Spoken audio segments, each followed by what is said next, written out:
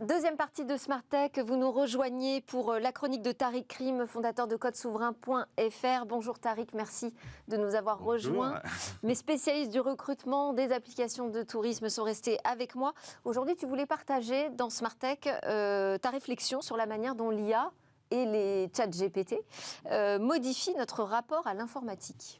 Oui, en fait, la question que je me pose plus simplement, c'est est-ce que le monde dans lequel on vit n'est pas qu'une parenthèse de liberté dans un monde où, on se rappelle le contexte, dans les années 60, les ordinateurs, c'était des mainframes, donc nous n'avions pas accès, nous étions on était des fiches perforées, on était totalement décorrélés. Et en fait, l'informatique personnelle démarre notamment avec Doug Engelbart qui invente la souris, les liens hypertextes, et puis la formalisation de tout ça qui va être le Lisa, puis le Macintosh, Windows.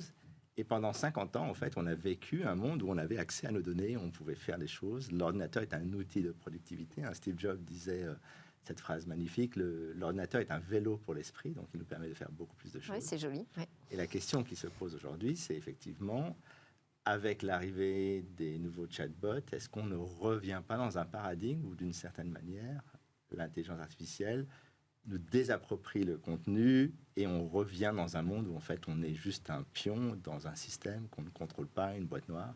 C'est une vraie question parce qu'aujourd'hui il y a deux visions qui se disputent. La première, c'est la vision d'OpenAI, c'est un deuxième cerveau en location. Alors on ne sait pas encore combien ça va coûter, on ne sait pas vraiment ce que ça va nous donner comme avantage.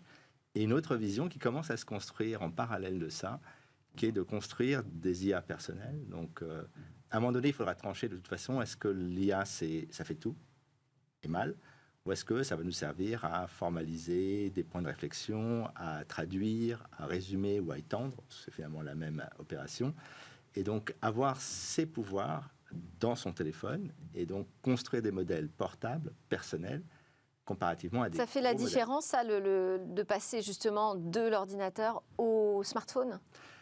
Oui, en fait, ce qu'on est en train de voir, c'est que Facebook a donné le là avec ses nouveaux modèles Llama ou Alpaca, la version gratuite de Stanford. C'est qu'en fait, maintenant, au lieu de faire des très, très gros modèles qui coûtent extrêmement cher, donc il n'y aura pas de GPT-5, hein, Sam Altman l'a dit, on va travailler à faire des modèles plus performants et donc possiblement des modèles plus petits.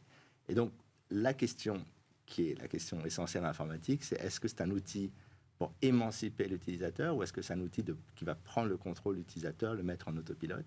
Et là, en fait, c'est toute la question qui se pose. Et à mon avis, sur la question de l'IA, il va falloir regarder toutes les annonces à travers ce filtre plutôt que telle boîte a levé d'argent, telle boîte fait ci, telle boîte... En fait, c'est vraiment le sujet. Est-ce qu'on a le contrôle d'une partie de l'esprit des utilisateurs ou est-ce qu'on redonne aux utilisateurs plus de pouvoir et donc plus d'outils pour accéder à tout ça? Et il te semble que aujourd'hui, le fait que ce soit disponible pour tout le monde, cet outil ChatGPT que tout le monde peut expérimenter, qu'on puisse l'avoir sur son smartphone très simplement, c'est pas un pouvoir supplémentaire? Tout dépend, parce qu'aujourd'hui, quand on a son ordinateur personnel, imaginons un monde où on ne peut pas écrire de documents, on ne peut pas écouter de musique, on a un service qui le fait à notre place. Bon, on pourrait dire que le cloud est un peu arrivé dans cette direction. Ouais.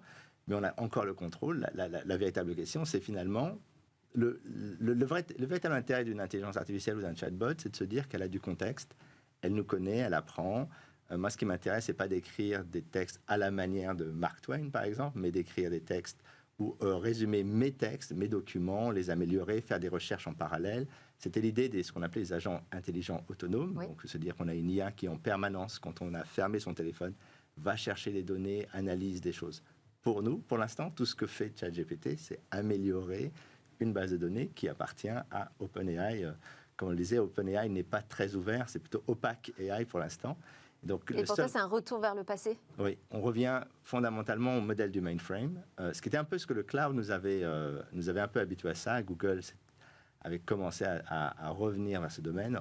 Donc, la question, c'est est-ce qu'on amplifie cette direction? Est-ce qu'on reste dans un espace de liberté? C'est là où, à mon avis, les attaques des gouvernements, enfin en tout cas de l'Italie et j'espère de la France, vont être intéressantes parce que ça va obliger ces acteurs à comprendre qu'il y a aussi des risques juridiques à opérer le savoir et l'intellect des gens à distance.